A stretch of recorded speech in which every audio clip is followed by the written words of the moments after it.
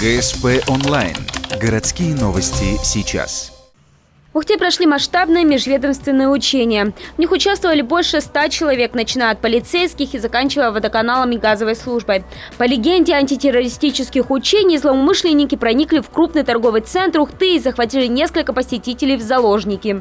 И выдвинули требования об освобождении лиц, содержащихся в местах принудительного заключения. Значит, в случае невыполнения требований они обещали провести ряд террористических актов на территории города. В последующем при проведении учений, в плане дальнейшем проведения учений на втором этаже МАУ ГДК было обнаружено взрывное устройство и была организована эвакуация посетителей, находящихся в данном помещении. В целом, процесс освобождения мифических заложников и изъятия такой же бомбы занял у силовиков и спасателей 2,5 часа. Их совместные действия были слажены, несмотря на небольшие недочеты. Учения были оценены удовлетворительно.